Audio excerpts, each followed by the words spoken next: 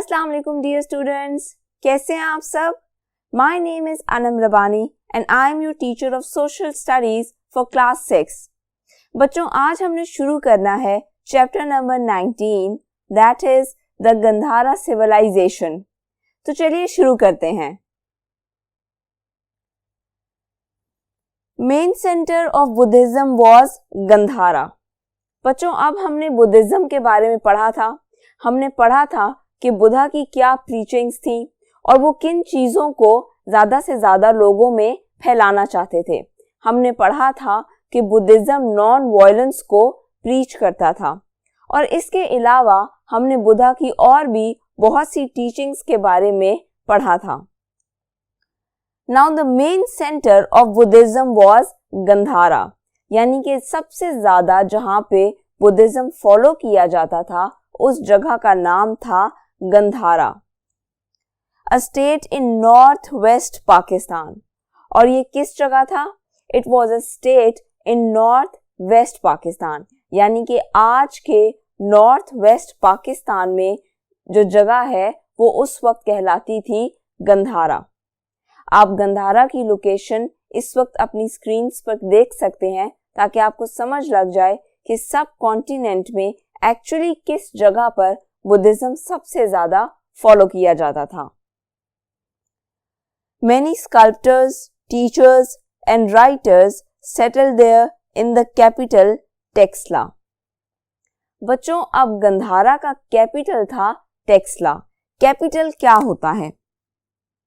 अगर कोई बड़ा मुल्क है और उसका कोई एक स्पेसिफिक सिटी कैपिटल है तो इसका मतलब ये है कि कैपिटल से सारे ऑफिशियल काम किए जाते हैं, यानी कि पूरे मुल्क को या पूरे किंगडम को कंट्रोल किया जाता है। जैसे पाकिस्तान का कैपिटल है इस्लामाबाद। पाकिस्तान के जितने भी अहम फैसले हैं वो इस्लामाबाद से ही इशू किए जाते हैं। अब गंधारा का कैपिटल था टेक्सला और बहुत फेमस राइटर्स, स्कल्प्टर्स और टीचर्स टेक्सला में रहते थे। स्कल्प्टर्स कौन होते हैं? स्कल्प्टर्स हम कहते हैं मुजस्मे बनाने वालों को। इसलिए गंधारा का जो कैपिटल था टेक्सला, उसमें बहुत से स्कॉलर्स, टीचर्स और स्कल्प्टर्स रहते थे और वो बहुत मशहूर थे। New style of art was created particularly in sculpture. अब टेक्सला में new style of art was created, यानी कि एक नई तरह की आर्ट इंट्रोड्यूस कराई जाने लगी, खास तौर पे मुजस्मे बनाने की जो आर्ट है उस फील्ड में। रिजल्ट ऑफ ग्रीक इन्फ्लुएंस, और ये सब कुछ किस चीज का रिजल्ट था? It was the result of Greek influence. क्योंकि बच्चों, ग्रीस में भी अगर आप आज भी देखो तो रोम वगैरह में, जहाँ पे एक्चुअली ग्रीस पहले हुआ करता था, वहां पे मुजस्मे बहुत मेहनत और खूबसूरती से बनाए जाते हैं। तो ये माना जाता है कि गंधारा सिविलाइजेशन में जो मुजस्मे बनाए जाते थे और आर्ट पर जो बहुत फोकस किया जाता था, उस सब की वजह थी ग्रीक इन्फ्लुएंस। इन्फ्लुएंस हम किस चीज को कहते हैं? इन्फ्लुएंस हम कहते हैं कि अगर किसी भी चीज पर आपका असर हो, यानी कि अगर आप किसी चीज पर इन्फ्लुएंस रखते हो तो इसका मतलब है कि आप उस चीज पर अपना असर छोड़ते हो या असर रखते हो। तो गंधारा सिविलाइजेशन के आर्ट पर ग्रीक इन्फ्लुएंस था। Remains of Gandhara sculpture found in modern Swat. अब बाकी सारी सिविलाइजेशंस की तरह एक दिन गंधारा सिविलाइजेशन भी खत्म हो गई थी, लेकिन उनके कुछ स्कल्पचर्स जो हैं, उनकी जो बाकियात हैं, वो मॉडर्न डे सवात में पाई जाती हैं। यानी कि पाकिस्तान का जो शहर सवात है उसमें आज भी गंधारा सिविलाइजेशन से ताल्लुक रखने वाले स्कल्पचर्स की कुछ बाकियात पाई जाती हैं। Famous Chinese scholar Faxian as a huge flourishing with many monasteries and temples. अब जो एक फेमस चाइनीज स्कॉलर था फाशिन, उसने टेक्सला को जब विजिट किया अपनी ट्रेवलिंग के दौरान, तो उसने टेक्सला को एक ह्यूज और फ्लरिशिंग सिटी का नाम दिया। उसने कहा कि यहाँ पे बहुत सी मोनेस्ट्रीज हैं एंड टेम्पल्स हैं।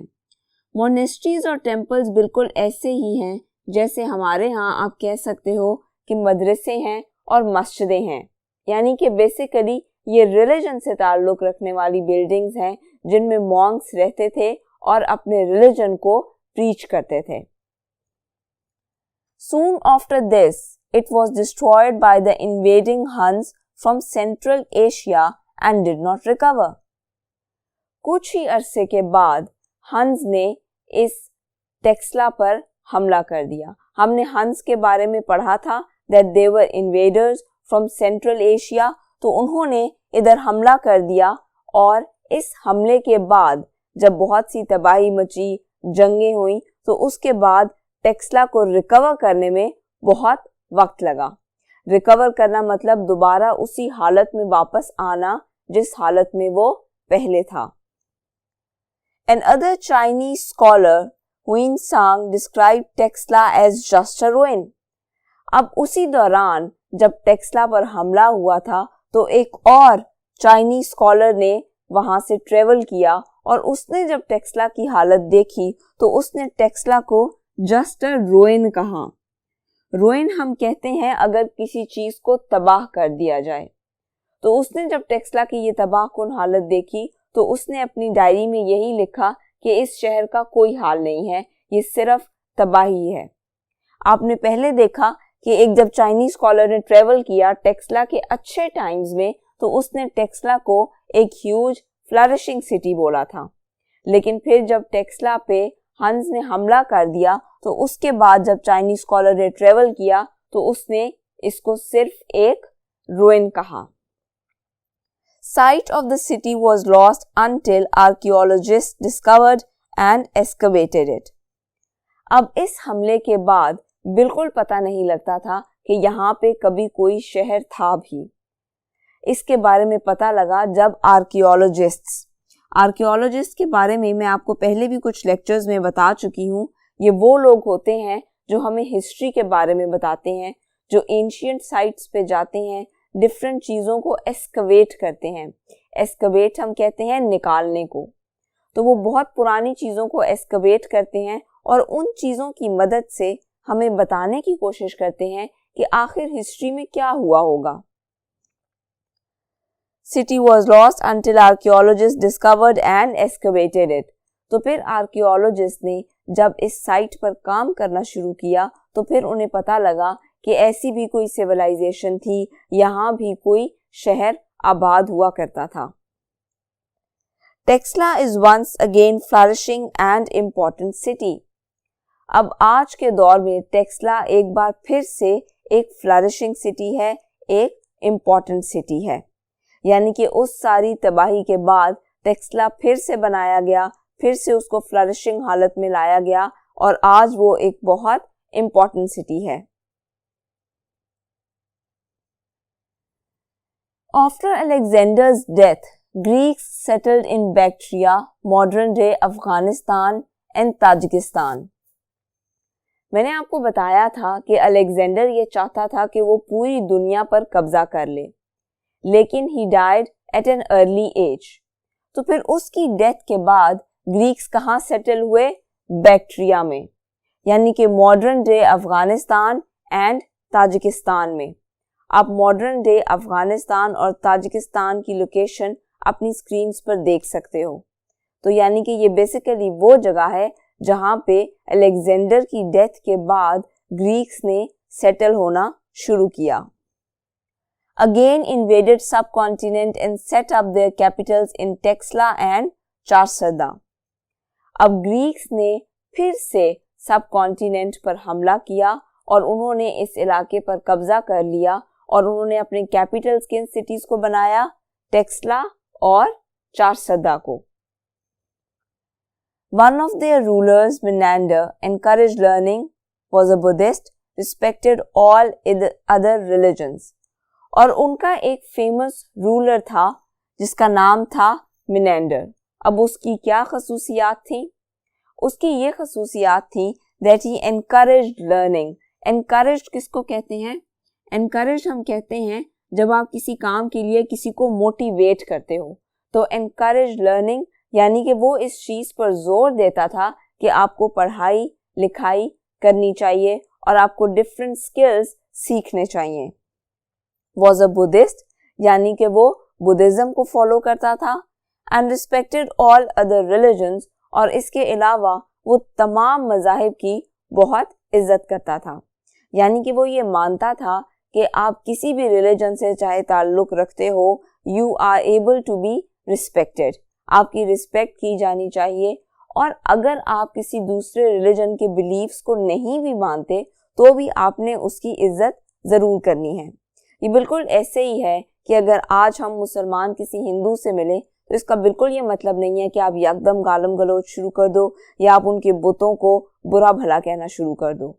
अगर आपने किसी से कोई बात करनी भी है जो आपके रिलीजन से ताल्लुक़ नहीं रखता तो आपने आराम से बात करनी है। आपने ये नहीं सोचना अपने जहन में कि भाई ये शख्स तो मेरे रिलीजन से ताल्लुक़ नहीं रखता, ये तो काफिर है, तो मैंने तो इससे ठीक से बात ही नहीं करनी। ऐसा नहीं है। आपने किसी भी दूसरे इंसान से जब बात करनी है तो आपने सबसे पहले उसको एक इंसान समझना है। ये बातें बाद में आती हैं कि वो किस कास्ट से ताल्लुक़ रखता है, उसका रंग क्या है, या वो किस सिविलाइजेशन से ताल्लुक़ रखता है। Greek set up trade routes from सब कॉन्टिनेंट टू यूरोप। अब ग्रीक्स ने एक और बहुत अहम काम किया जो कि था कि उन्होंने ट्रेड रूट्स सेट किए। ट्रेड रूट्स का क्या मतलब है? ट्रेड रूट सेट करने का मतलब है कि उन्होंने तिजारत करने के लिए कुछ रूट्स बनाए। रूट्स यानी कि रास्ते बनाए। फ्रॉम सब कॉन्टिनेंट टू यूरोप यानी कि उन्होंने कुछ ऐसे रास्ते बनाए जिनसे ट्रेवल करके तिजारत की जा सके, ट्रेडिंग की जा सके। फ्रॉम सब कॉन्टिनेंट टू यूरोप, सब कॉन्टिनेंट और यूरोप के दरमियान। Greek remained official language for another 50 years और ग्रीक ऑफिशियल लैंग्वेज बनी रही उस इलाके की अगले 50 साल तक। यानी कि उन्होंने इतनी हुकूमत की और उनका इतना इन्फ्लुएंस था कि अगले 50 साल तक ग्रीक ही ऑफिशियल लैंग्वेज बनी रही। तो बच्चों, यहाँ पे हमारा ये लेक्चर ख़त्म होता है। मैंने आपको गंधारा सिविलाइजेशन के बारे में बताया है। आप इसके बारे में इंटरनेट पर भी रिसर्च कीजिएगा, लोकेशंस को समझने की कोशिश कीजिएगा कि आज के मॉडर्न ज़माने में वो लोकेशंस कहाँ पर हैं। क्योंकि हम जिस वक्त की बात कर रहे हैं उस वक्त इंडिया और पाकिस्तान नहीं बने थे। सब कॉन्टिनेंट अभी कंप्लीटली डिवाइड नहीं हुआ था। चाइना, पाकिस्तान, इंडिया, नेपाल, भूटान, इन कंट्रीज़ में अभी डिवाइड नहीं हुआ था। इसलिए इन लोकेशंस को समझने के लिए आपको थोड़ी बहुत इंटरनेट की हेल्प लेनी पड़ेगी। अपना बहुत सा ख्याल रखिएगा। अल्लाह हाफिज़।